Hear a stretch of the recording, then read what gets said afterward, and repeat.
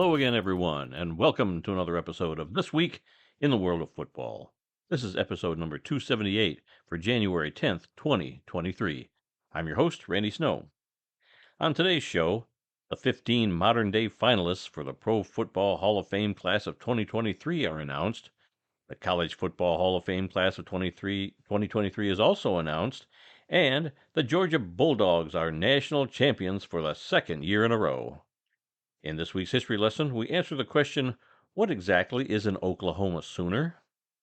But I'm not here by myself. Across the table from me, as always, is my son Adam. That's right, I'm here, even though, man, I can't talk. I've been dealing with a throat thing most of the week. So, yeah, Oh. if you hear me drinking and coughing, that's why. So you won't be interrupting me much today? I don't know, it depends. We'll see. Cool. We come to you each week from the fabulous World of Football Man Cave, located right here in the center of the football world, Kalamazoo, Michigan. We're here to promote the game of football in all its many forms, past, present, and future. Our goal is to educate, inform, and entertain our listeners with the glorious buffet that is the world of football. All this while keeping a close eye on the rich history of the game.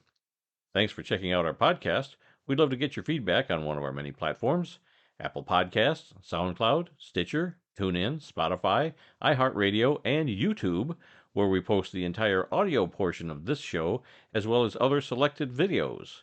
We're also on Amazon Music, so you can simply ask Alexa to play the World of Football podcast. So let's begin today's show with Adam and the World of Football scoreboard. That's right. And this week we're Steve there. It snuck up on me right away. Well, we start with the final week of the NFL's regular season, Week 18, which started Saturday night and saw the Chiefs ring around the Rosie around the Las Vegas Raiders 31-13. Heck of a play that did not count. Yeah, unfortunately that one didn't count, but it's still getting all the attention on social media. Some said it was disrespectful. Some said they were just having a good time. I don't know. It just goes to show you that they can beat anybody anytime. And they can play Ring Around the Rosie at the same time. I guess. So I have no problem with it. I think it was creative, and if it confuses the defense, more power to them. Yeah. They're the Chiefs. They can do that. Yep. All right, then, excuse me again. This is going to be a struggle.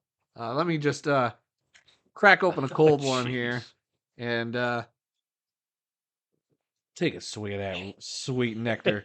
All right. And then for the AFC South, the Jacksonville Jaguars defeated the Tennessee Titans 20-16, thanks to their defense, because their offense couldn't do much that night, to claim the AFC South and get the Jaguars into the playoffs after being the number 1 overall pick last season. Wow, going from worst to first, yeah, or worst to playoffs. It's a heck of a story. Great turnaround, a few great turnarounds this season in the NFL. You love to see it. That's what the NFL, that's why I love the NFL, all the parity. Even though it feels like some years your team is perpetually stuck at the bottom. Mm-hmm. But hey, even for the Jaguars, they found their way to get back to the playoffs. All right. The Atlanta Falcons crushed the Tampa Bay Buccaneers 30-17. During the game, Tom Brady set 2 NFL records. He broke Matthew Stafford's 2012 NFL record for the most pass attempts in a season of 727 attempts, and also broke his own 2021 record of most completions in a season, which was 485. So I'd say congrats, Mr. GOAT, but you already got enough. Another accolades. week, another bunch of records for this guy. I don't know when it's going to end, but seems like every time he throws a pass, he's setting a new record. All right, and then we're going to go up to Buffalo, and obviously everybody in Buffalo, thinking about DeMar Hamlin. Right. All the thoughts were there, and what a way to start that game off with a kickoff return for a touchdown. Emotional scene. A lot of people just think it was very fitting that's how that game opened. They said, even the coach was like, I wanted to have us return the opening kickoff back. Wouldn't that be a great thing? Mm-hmm. And then it happened. And, so great story out there. And Naheem Hines, who returned that return, didn't do it just that opening kickoff. He did do it a second time. He returned 2 kickoff returns for a touchdown, which I can't remember the last time I've seen 2 kickoffs returned for a touchdown. No. It's been years. So congratulations to him. And then Buffalo getting the 35-23 win over the New England Patriots to knock the Patriots out of the playoffs. Buffalo obviously have been in the playoffs, and we'll talk about seedings and all that stuff later. Do you want to do a little update on DeMar? And DeMar, let's quickly talk about DeMar Hamlin. Great news. I mean, his road to recovery has been incredible to say the least. Yeah. He's out of the hospital. I believe Monday morning he was discharged, and then he was returned back to Buffalo. I'm sure he's still going to be getting care there, but he Right. was at least able to Yep. have the breathing tube Yep. removed. You know, Well enough to travel well back enough to to Buffalo. travel, get back to Buffalo. He's home. You know, his family. He's been posted on social media. It's been great to see him react to that, and you know, he's been one of the feel good stories. You Yes. know, in And it sure didn't sports. it sure didn't start out that way No, it last did week. not. It was a When we did scary, our scary podcast thing. last week, he was unconscious. He'd been unconscious for, probably 24 hours or so, maybe not quite. But, we didn't know what was going to happen at that Yeah. point. And this is really good news that he's the breathing tube's out, he's speaking, he's well enough to travel and get back home where he can finish his recovery there. Yeah, and the love on social media from him to everybody else, you Oh know, yeah. him reciprocating back to everybody's been awesome. And you know, my favorite story was when he became conscious and Yeah. asked the doctors, you know, did we win the game Yeah. last night, or you know, did we win? And the Right. doctor said, no, you won. You won the game of life. Yeah. And so, Yeah, at that point he had to write it down because he had a yeah, breathing yeah, it tube was in his handwritten. throat. Yeah, He couldn't speak at that time when he came out of well, it wasn't a coma, it was being sedated. yeah.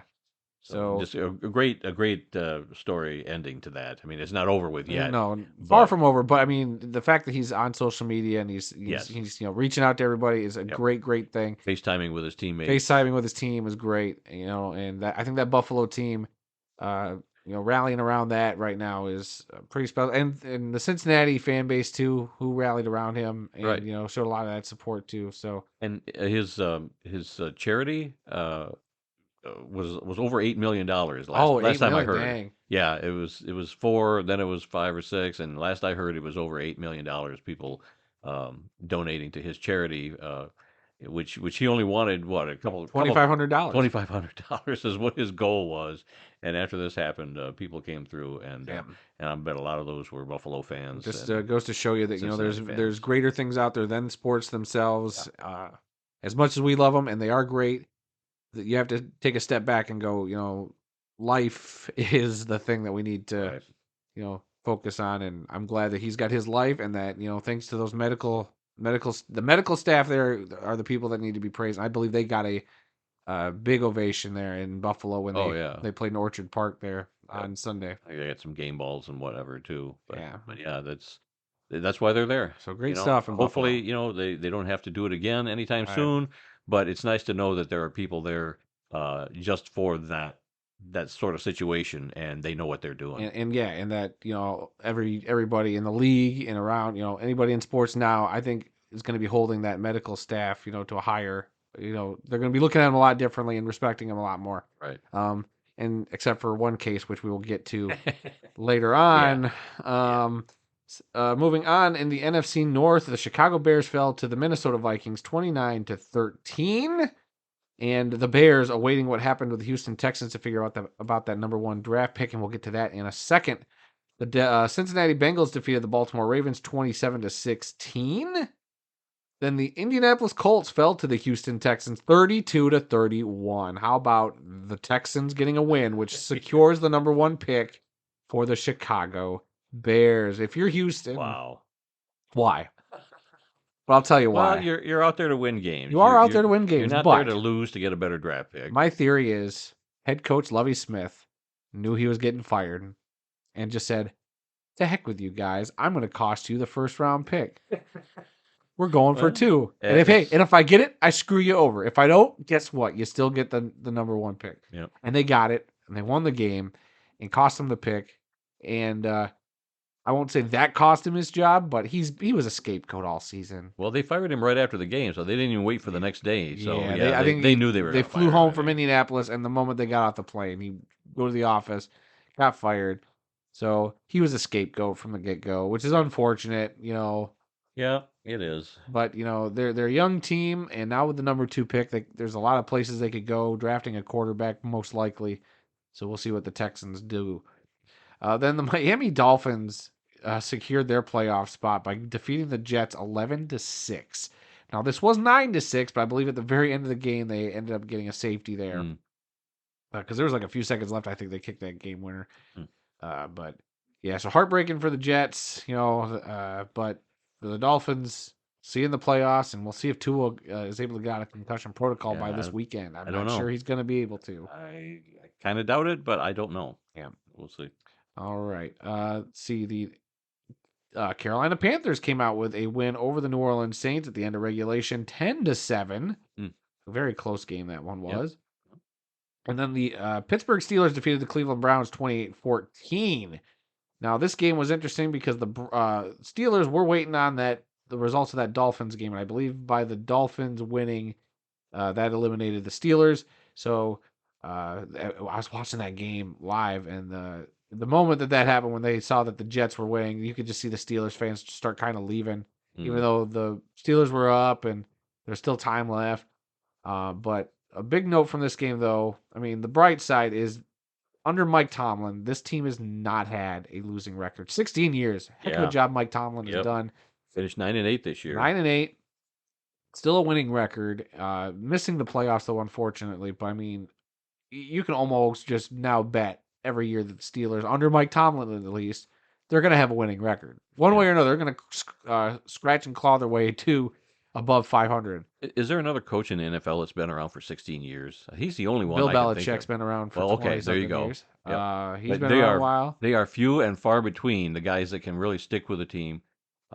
It's like, oh, you had a bad year, you're out of here. I think after him, I don't have the numbers in front, but Pete Carroll's been in Seattle for at least 10 years. Mm. And after that, Andy Reid probably in Kansas City for probably 10 years as well. And Philadelphia, yeah. He's been Well, around a long but I time. mean, yeah, but just staying with one team, yeah, that's hard. I mean, those are the five that come to mind. Belichick, Tomlin, Carroll, Andy Reid, and I think that's it. Unless I listed another one, that's four. I can only think of four that have been around with their teams Could for be. several years. Yeah, but my point Maybe is, Sean McVay. Well, McVay's only been there like 5 years, but yeah, my point is, it's pretty rare. Most teams, have a coach for a few years. Things aren't going good. They get somebody else. But like Belichick, and John Harbaugh with the Ravens, he's been there for a okay. while. So, but yeah, but those are the teams that consistently win when you've got a coach there for a long time who's got his program, he's got his people, his coordinators, um, his quarterback, whatever. It's pretty rare. So congratulations, Mike Tomlin. You're doing a fantastic job. Yeah, I don't think he gets his enough credit. I mean, he's got a couple Super Bowls under his belt, or at least one Super Bowl under his belt. And I don't think enough people talk about the great coach I think he is. I think he's got a job there for as long as he wants it. Any Steelers Just coach, like they give those Steelers coaches. Yeah, the Steelers have only had like a handful of coaches. Right. I mean, whole before history. him, it was Bill Cowher for years and Chuck years Noll. and years. Yeah, so the heck of an ownership group that Steelers franchise is. Yeah. So mad respect to them. All right, and mad respect to the Philadelphia Eagles for securing the number one spot in the NFC by defeating the Giants 22-16. And kudos to the Washington Commanders and Major Tuddy for defeating the Dallas Cowboys 26-6. Oh, I'd love to see that. I sure didn't expect that to happen, but boy, it was nice to see Dallas go down in flames in True, Washington. but I did see a troubling stat for the Cowboys this year. Yeah. And they have a weird pattern where they start off, they have a loss. I think it was like 2 wins, a loss, then 4 wins, then a loss, then 2 wins, then a loss, then 4 wins. And so like that, the way that pattern was going, it is lined up to be, this is the loss, and they only need 4 wins to get to the Super Bowl or to win a Super Bowl. So I'm very nervous that that's the trend. I hope not, and I don't think the Cowboys are going to do it. Yeah. But yeah, so we'll see what happens. Okay. The Denver Broncos kind of surprised the playoff-bound Los Angeles Chargers 31-28. I did not catch any of that game, but I did see before the game. A lot of those teams were doing stuff before the game for DeMar Hamlin, and Russell Wilson and number 3 for the Chargers met in the middle of the field and kind of kneeled down and prayed or whatever while the other teammates lined up behind him. So each kind of game had a different thing for DeMar Hamlin, which was kind of cool. And all the fields were painted. The number 3 on the field, like the 30-yard line, was painted, outlined in blue or red, for DeMar, yeah. And then The Arizona Cardinals fell to the San Francisco 49ers 38-13. Then Cardinals head coach uh, Cliff Kingsbury was fired yesterday, and it was announced that general manager, whose name escapes me at the moment, we talked about him stepping down, I believe, a few Yeah. weeks back. Yeah. He, I guess, is indefinitely not coming back. So now the Cardinals will be looking for new. Another Hard Knocks casualty there. Yeah. And then to round out the Sunday afternoon slate of games, the Seattle Seahawks needed a win and a Detroit Lions victory to get into the playoffs, and the Lions needed a Los Angeles Rams victory to get into the playoffs and beating the Packers. So, boy, this game, as non-Rams and non-Seahawks fans, we watched this game, Sure. and it was like watching a Lions, like a classic Lions Yeah, game. this was a bad game. It was the Rams versus the refs in the fourth quarter. Yeah. And it stinks that I saw another team get the Lions referee treatment. It was very strange, and admit it was weird seeing another team get jobbed. Yeah. Like we've seen the Lions get jobbed. Yeah, and it all came down to a field goal attempt at the end of regulation that was missed, Oh, and then it went into overtime. did you see the video of the Lions fan who held up a little fan by his TV when they went to kick that, and then it hit the crossbar? No. Oh, that's great. If you get chance, some guy was just holding the fan next to the TV, just hoping that it would blow the ball into the goalpost. And guess what? That's what happened. No, I did not see that. But yeah, it was tough to watch that game. It wasn't a watchable game, but Well, that was we had a lot on the line for Detroit. That was a typical tough, hard fought division game where it was just, a little sloppy here and there, but both those defenses came to play. Then the offense would get a play here and a play there, but then the defense would shut it down. And for a minute there, it looked like the Rams had control, but then, credit where credit is due. Geno Smith, a heck of a season for that dude. I'm pulling for that dude in the playoffs. Like, I don't think they'll win. But Geno Smith, I'm a fan. I think he's the best story going into the playoffs, to be honest with you. So, I guess spoiler alert: the Seattle Seahawks ended up getting that win in overtime, 19-16.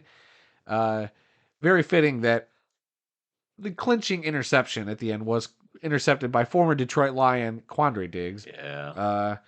And then they went down and kicked the actual game-winning field goal, which set up the Sunday night game where the Lions were going into Green Bay, where Green Bay, all they had to do was win and they were in no matter what. And Detroit had no playoff hope at all at that point. Right. And they knew that just before And the they game knew that started. before the game, and even the reporter asked Dan Campbell, and he said, look, we're here to stop them from getting in the, paraphrasing, they were here to not let them get in the playoffs. Right. And that, I think, was their mindset all week, no matter what. Like, look, they can't control the Seattle game. Right. All they can control is going out and beating the snot out of Green Bay. Yep. That's the only thing they had control of was beating Green Bay. And, if they could embarrass Aaron Rodgers, if they could take the Packers out of the playoffs, and so they all offseason they would have to know that Detroit got us. We didn't respect Detroit. We didn't think they could do it. We didn't take them seriously, and Detroit went out there and punched them in the nose. It was great. It was an awesome. That they did. They got the victory 20-16 in Lambeau Field, where they've only won a handful of times in my lifetime. Yeah. So I didn't watch the whole game, unfortunately. I am one of those stiffs where I have to go to a job Monday morning. But I watched up until the Packers scoring their touchdown in the third quarter. And at that point, I'll admit, I was kind of like, well, let's not go into the playoffs. Even I said, look, they could still maybe win this game, but without playoff, I was prepared to not go into work if we were about to go to the playoffs because I was going to not be able to sleep. Right.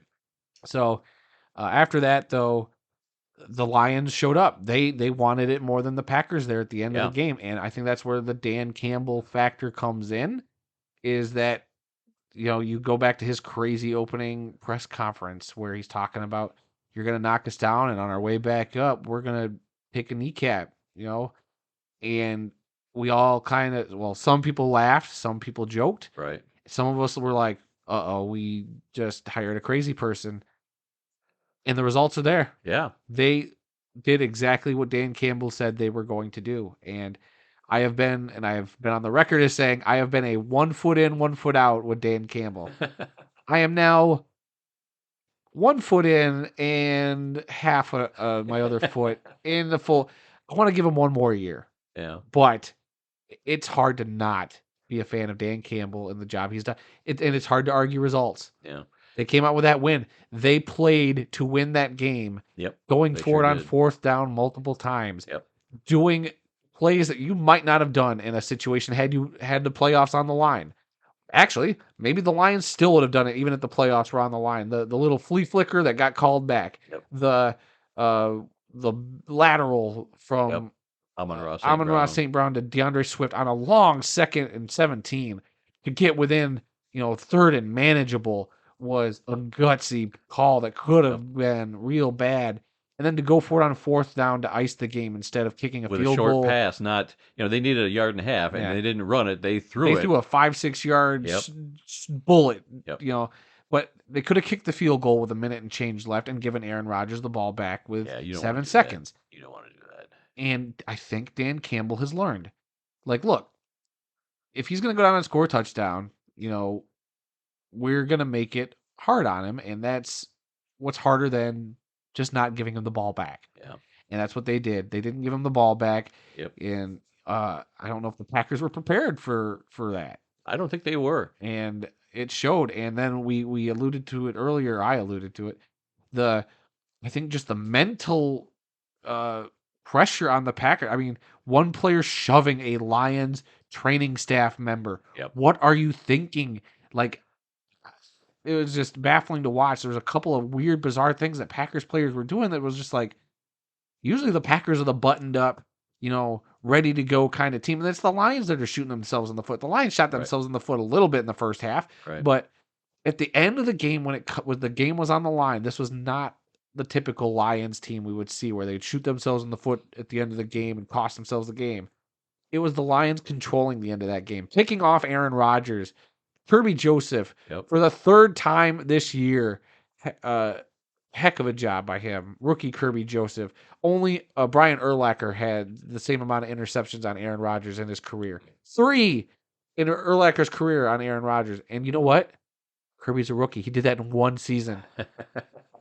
Unbelievable. Unbelievable. We could talk about this for hours.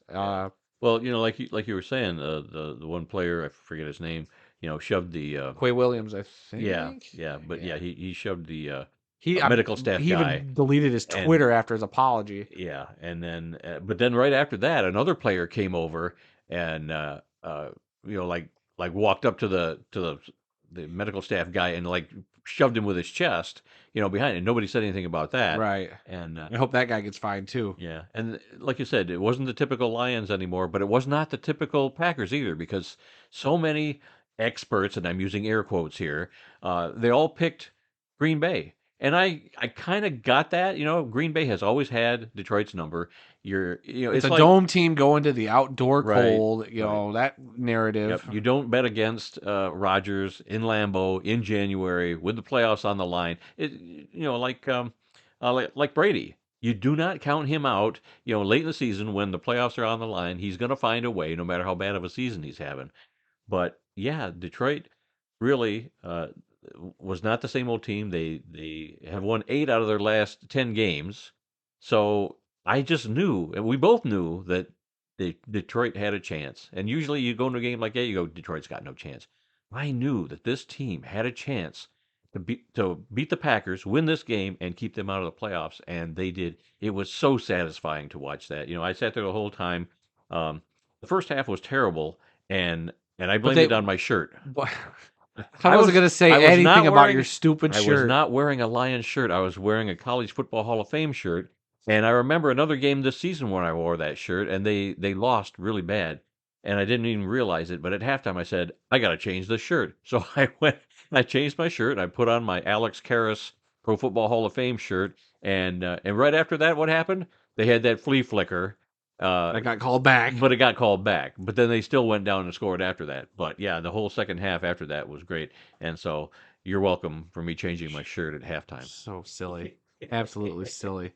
But A couple other things we didn't really touch on. Jamal Williams, 1,000-yard back for Detroit, first one since Reggie Bush. 1,066, I think, was the total. And then 17 rushing touchdowns. He had 2 Yep. during the game. Yep. He tied and then broke Barry Sanders' franchise record. Which Barry did as a rookie, I which think. Barry did as a rookie, and had one of the greatest Sunday Night Football player introductions of all time. We played it several times, and we still couldn't figure out what he was saying. And you finally found a video of him explaining it in the locker room after the game. For you old folks that didn't understand, I didn't understand a word. I mean, it makes sense now, but boy, oh boy, it's just that's all I heard. Yeah, it was great. It was great. It was awesome. So before we move on, because that's the end of the NFL scoreboard, we'll talk about the playoffs. Where does this Lions victory rank among your? What do you think? Some of the biggest Lions wins the last. This was a big, big win. Like Dan Campbell said, they got respect after this one.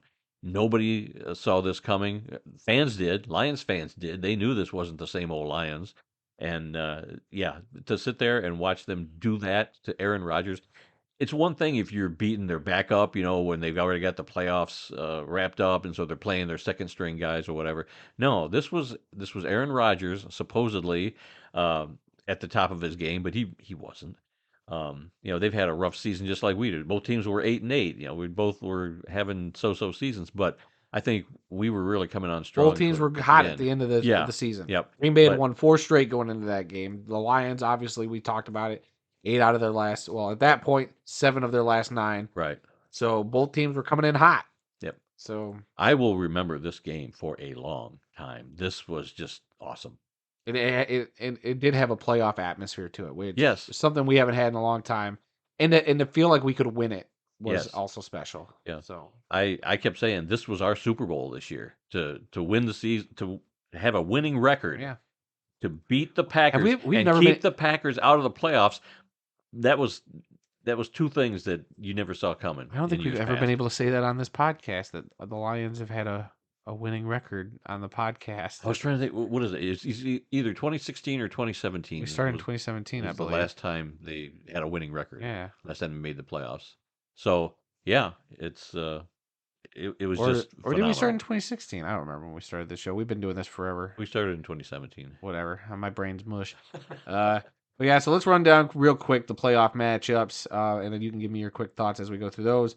The number 7 seed, Seattle Seahawks. They thanked Detroit. I think a bunch of fans have been donating to Detroit charities. So you know what? Some little good came out of it. Yeah. Anyway, Seahawks will take on the number 2 seed, San Francisco 49ers on Saturday. How do you feel about that? A decent matchup, or I don't. We'll get into it with our picks later. Yeah, I don't think Seattle will get past this first round. Just quick impression: Chargers, Jags, 5 and 4 seeds in the AFC. That's an interesting. That should be a fun game. Having to go all the way across the country for the Jaguars or for the Chargers. It should be fun. That's going to be a good game. Dolphins, Bills, your 7 seed taking on your number 2 seed Buffalo Bills on Saturday. Another AFC East division. So the 3rd time this year they'll be seeing each other. Yeah. The big question is if Tua plays or not. If Tua plays, we might have a game, but. Yeah. Then you're going to have on Sunday, you got 2 games. The Giants will travel to Minnesota to play the number 3 seed Vikings. Giants are the 6th seed. This might be the big upset of the week. Don't know yet. Listen to our picks later. Vikings can be tough at home. Then 6th seed Ravens taking on the 3 seed Bengals. They literally just played. So 3rd matchup for them. And then obviously the Vikings Giants, they played earlier this year too. Last second field goal for the Vikings. So I think that'll be a competitive game. And then on Monday Night Football, you'll see the Buccaneers host the Dallas Cowboys. That should also be an interesting game. That is going to be really interesting. You would think that the Cowboys might have an edge, but Tom Brady, you never playoffs, know. The Tom Brady in the factor, playoffs. Yep. Yeah. And then your 1 seeds with the bye are the Chiefs and the Eagles. So yeah.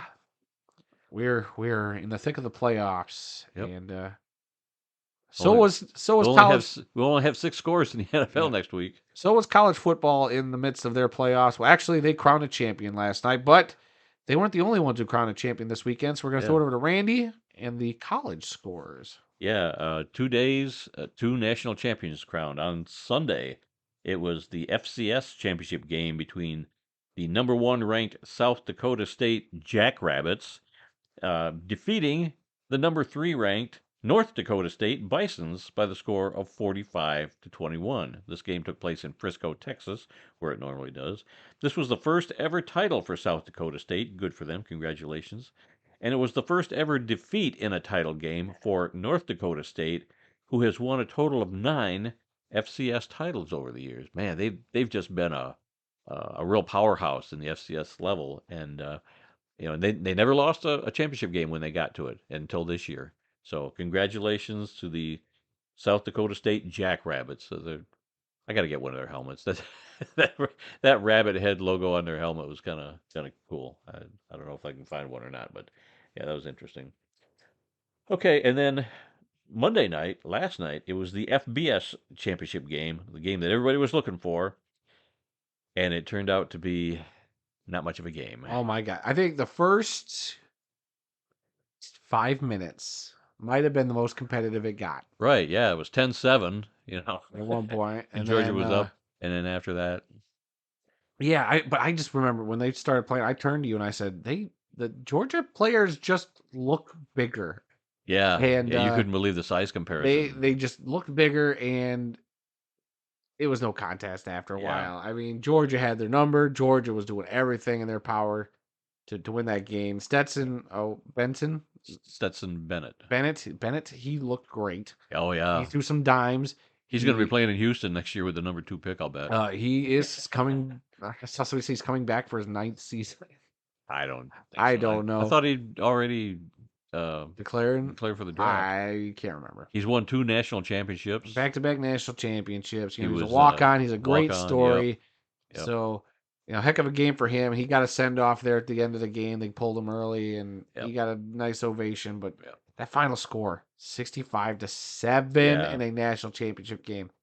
Yep, Georgia. The college football playoff committee cannot wait to expand this playoff so that maybe this sort of thing won't happen. That maybe truly the best 2 teams will get there. Yeah, I don't know how Michigan would have fared had they won that game. Oh, none of the, Georgia. I think they still would have lost to Georgia. Would it have been that bad? I don't know. know. Would have been more competitive. But I won't say that. But I think Georgia is just the cream of the crop right now. Well, they went 15-0 this year. They did not lose a single game. 15-0, beating TCU.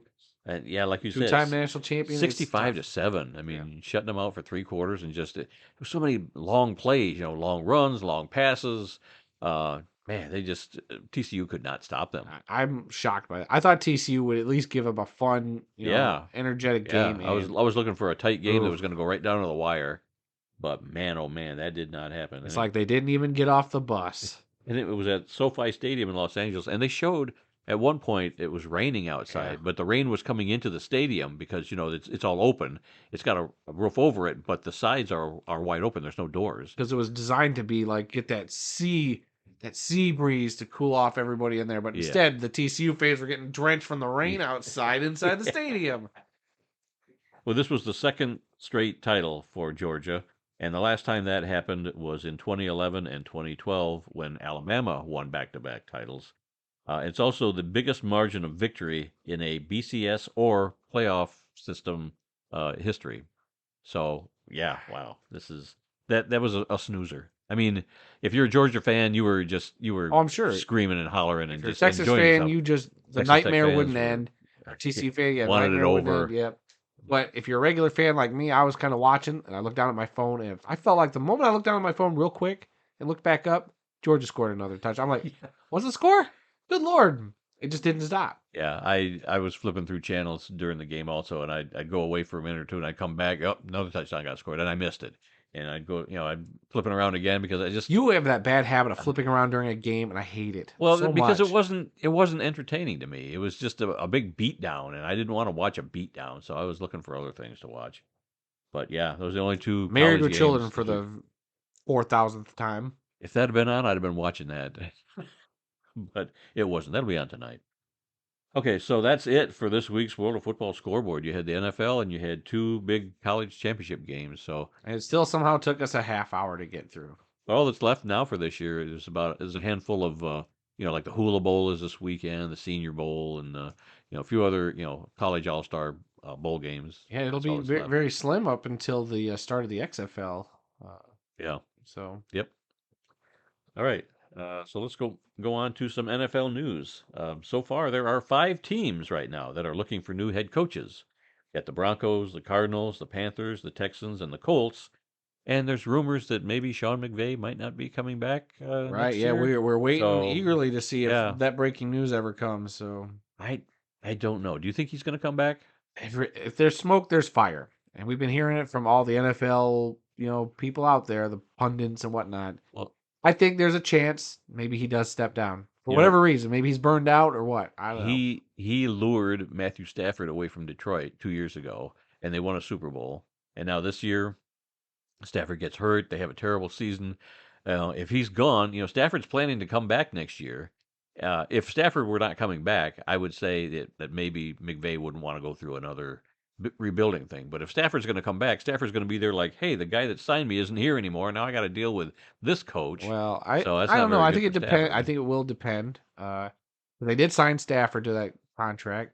You have Aaron Donald. Is Aaron Donald going to retire now Yeah, after that season? yeah. So Cooper many Cup, guys got hurt during the but you'll year. get Cooper Cup back, or is it going to be a rebuilding thing? Are they going to have to trade Matthew Stafford to somebody else? Are they going to have to trade Cooper Cup just to start over? Yeah, Who knows? The Rams are in a weird spot, and after winning a Super Bowl, like this was the gamble they took. yep, They yep. traded their cow for some magic beans. They got to the top of the beanstalk, and And we now, and we got some of their beans here in Detroit because we're getting an extra draft pick this year in the well, first round hopefully from we LA. take a little more care of that and just don't one and done it like they did. Yeah, But I just built they were a build fast, win now team, uh, organization, and then here they are reaping what they've sowed. yeah, Yep, you got your Super Bowl, which is great, but now look at you. yep. Take your ring and go home. Pretty much. Yes. And So stay I don't home know. this year. So I don't know if he'll be back or not. So I we'll see. I kind of think he might, but today it kind of looks like maybe he won't. So we'll find out in Who the next knows? few weeks. We'll keep an eye on that. So 5, maybe 6 teams will be looking for head coaches. The list of 15 modern day finalists for the Pro Football Hall of Fame's class of 2023 was released the other day. Some pretty recognizable names here. You got Darrell Rivas, you've got Torrey Holt, Reggie Wayne, Andre Johnson, Demarcus Ware, Dwight Freeney, Jared Allen. Rondé Barber, Devin Hester. I'm so glad to see him as a finalist. I really think he should get in. He's more known for being a kick returner, but man, he was awesome. He was So electric. yeah, so He just had some of the greatest returns in NFL history. yep. Zach Thomas, Darren Woodson. That's just some of them. If you want to see the whole list, I've posted a link to that whole list and everything on our Twitter, at least Twitter. I don't know if I did it on Facebook, but it's definitely on Twitter. You can check all those out. So it's a pretty good class. I don't know who they're gonna whittle it down to, but they also have some senior finalists. Linebacker Chuck Howley, whose distinction is he's the only person that was ever named Super Bowl MVP from the losing team. And Joe Klecko, who I think we mentioned him before, he was in Smokey and the Bandit, uh, and Ken Riley, cornerback from Cincinnati. And then in the coaching and contributors category, they got Coach Don Coryell. So that's like 18 names. They got to whittle that down to 7, 6, 7, whatever. That's gonna be tough. There's Yeah, there's a lot of great names in a there. lot of great names on that list. It's gonna be tough to see some of them get axed off, but Yeah. I think you got a few locks in there, like a Darrell Rivas and probably like a Jared Allen.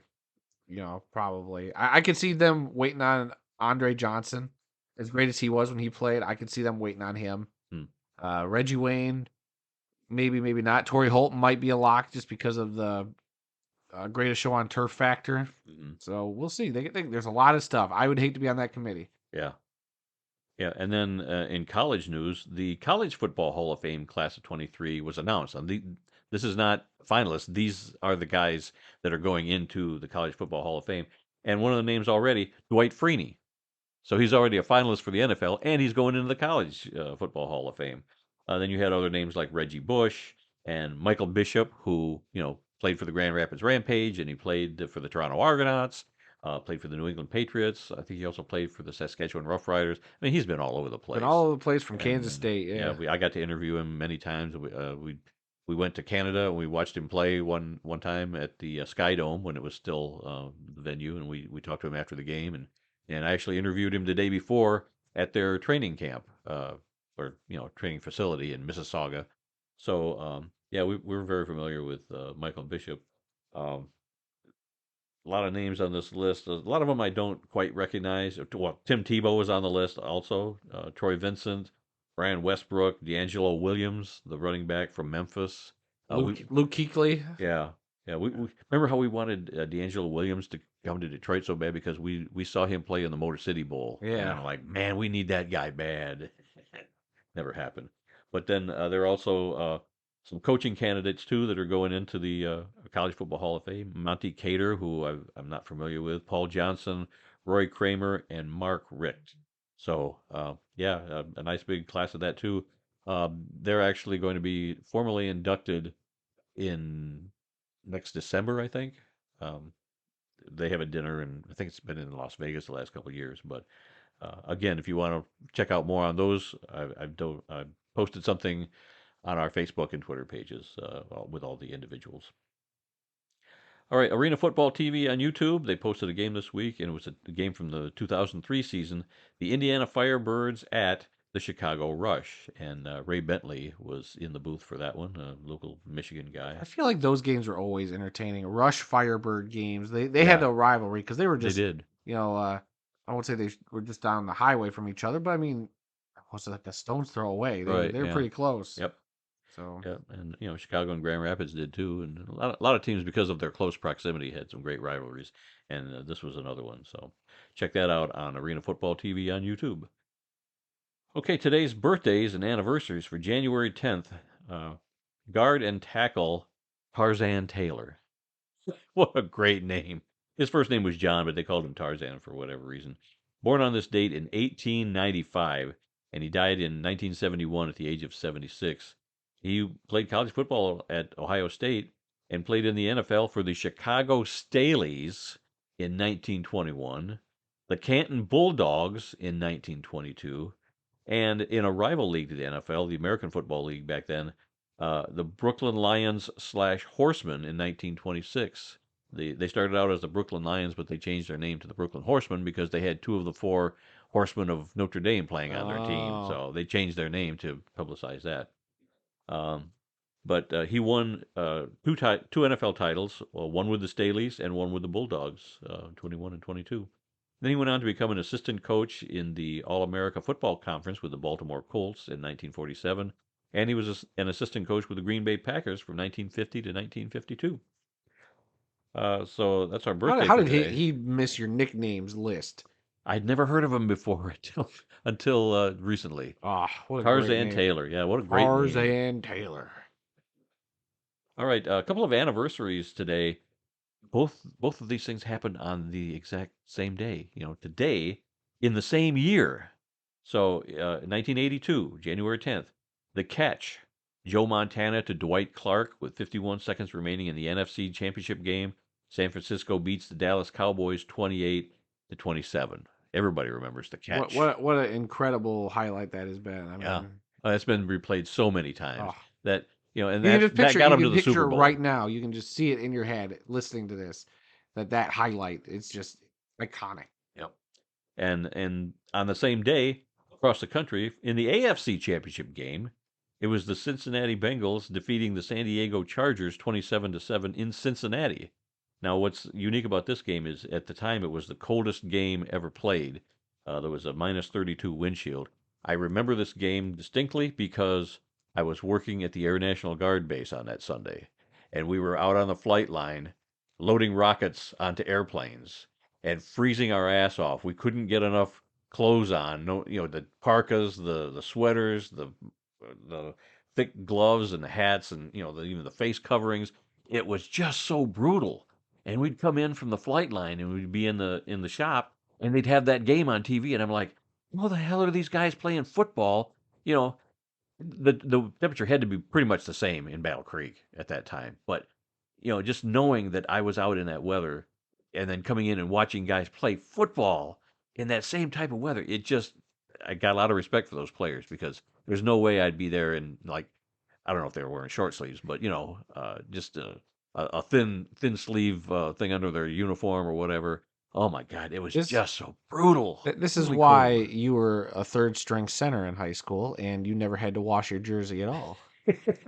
They knew when Except for I one game. they knew when I came into the game because my road uniform was totally white and everybody else was full of mud. So get the new guy, yeah. But yeah, those two things, the catch and the AFC Championship game, sent the 49ers and the Bengals to the Super Bowl that year. So And I didn't realize they were on the same day. that was the Super Bowl that was played. Was that the one in Detroit or Pontiac? I'm not sure. I'm not sure if that was the one in Detroit or not. 16. I'd have to double check on that. But I just didn't realize that both of those incidents were the same day, and both of those winners. That's what sent both of those teams to the Super Bowl. All right, we got one obituary I wanted to mention this week. Martin Fabi, Fabi. I don't know if it's Fabi, or Fabi. I'm going to go with Fabi. I'd say Fabi, but Yeah, what do I I'll go know? with Fabi. Martin Fabi. Fabe. Could be. A tight end and a punter in the Canadian Football League for 4 seasons has passed away at the age of 69. Fabi signed with the Montreal Alouettes in 1962 and played 1 season with the team. He then played for the Saskatchewan Roughriders from 1963 to 1965. I looked up to see if he won any Grey Cups during that time, but in the 4 years he was playing, those teams did not win any Grey Cups. But condolences to the family and friends of Martin Fabi. All right, we're to the point in our show where it's our history lesson time. And Do you have I do want anything? to say that I do believe they did go to the Super Bowl in Pontiac, Michigan after that because January '83. January of '82 because this No, that, game you said this game took place on this day in 1982. The Super Bowl was held on January 24th of 1982. okay, So okay, yeah, this game. Okay, yeah, that would have been it. Yep. yeah, all right. Okay. So Anything else that you've seen on your phone before we do the history lesson? no breaking news, some local stuff, No but more coaches been fired. Brad Holmes had a press conference wrapping up the Lions season. Hmm. I might have to watch that later, but oh I had an alert go off on my phone. I was like, oh, here we go, but it's something else. Okay. All right. Well, in this week's history lesson, last week we talked about what is a coastal Carolina Chanticleer. Now, is this a new series you're going to start doing? What is a blank? Well, I've done a few of these before, Okay. but it's been a while, and it just happened that these two seem to kind of go together. So this week we're going to answer the burning question: what exactly is an Oklahoma Sooner? Everyone is familiar with the Oklahoma Sooners, the college football team that has produced 7 Heisman Trophy winners and won 7 college football national championships. But where does the nickname Sooner come from? It's complicated. Long before Oklahoma became a state, it was a territory and home to several Native American tribal nations. In fact, the name Oklahoma is a combination of 2 Choctaw words, Okla and Homa, which means red people. In 1830, after the Civil War, Congress set up a number of reservations and began moving the Native American tribes from their homelands to the reservations. A group of settlers known as boomers wanted to move into the now vacated tribal lands and lobbied for the right to do so. The government began arranging a number of land runs or land claims races in order to do just that. The first one took place in 1889. Settlers and their wagons gathered at a starting line waiting for a gun to be fired in order to start the race. But many people left before the gun was fired in hopes of being the first to stake a claim on a piece of land for themselves. They became known as Sooners. The University of Oklahoma opened 9 years later in 1898. For the first 10 years, the school used either Rough Riders or Boomers as the school mascot/nickname. But in 1908, the school began using the name Oklahoma Sooners, and it has been used ever since. Today, the school honors the tradition of the land runs with 2 white horses named Boomer and Sooner that pull a wagon onto the field before each game. If you want to see how the land runs worked, Check out the 1992 movie Far and Away, starring Tom Cruise and Nicole Kidman. So the next time you hear about the Oklahoma Sooners, remember that it refers to a group of settlers who literally jumped the gun.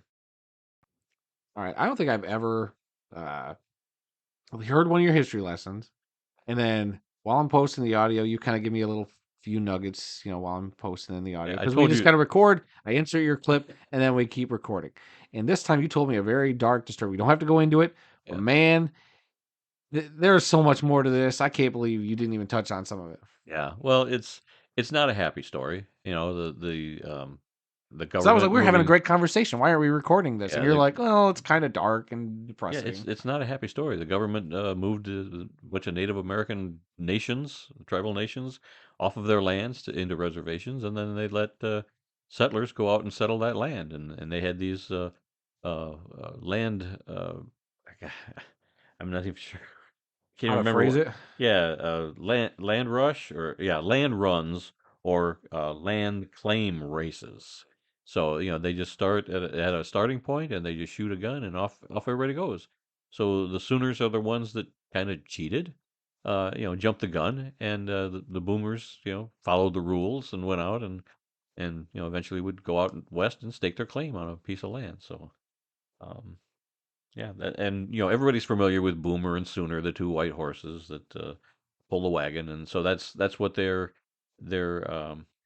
honoring their heritage for the Boomers and the Sooners out there. But it's just got a really dark Yeah, I didn't know the cloud whole over it. story behind it, and I got this right from the Oklahoma University website. Hmm. So this is the story that they put together, and it's fascinating. I mean, if you are into history, And there you go. history of the West.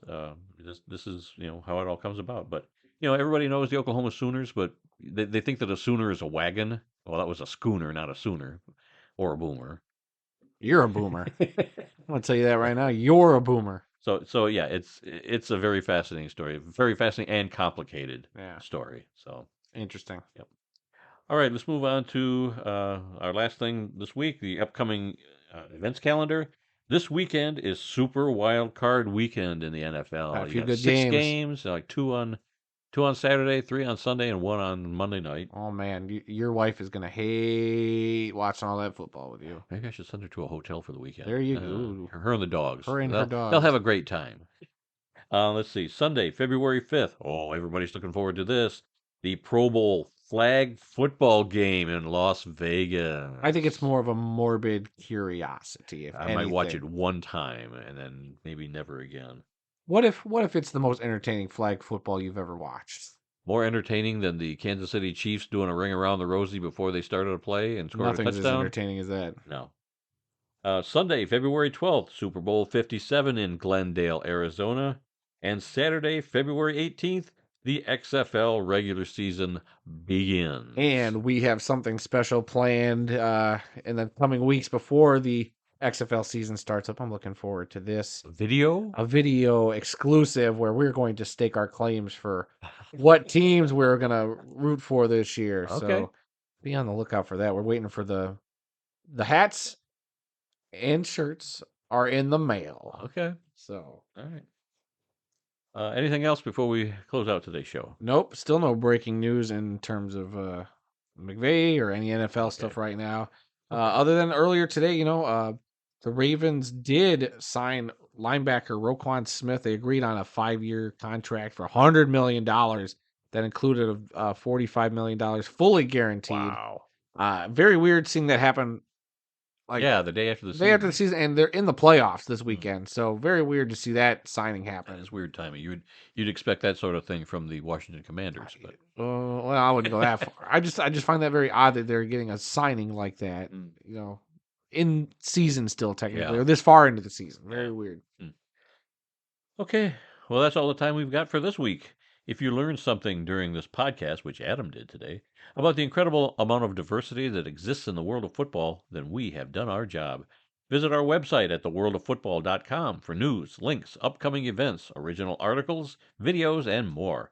Our email address is info@theworldoffootball.com. Hey, I learned something for the last 270. What is this? 270. 270s. 278. The 270. last 278 shows, and then whatever other little ancillary podcasts we've done. I've learned so much, and it's usually mainly how big of a pain in the butt you can be sometimes creatively.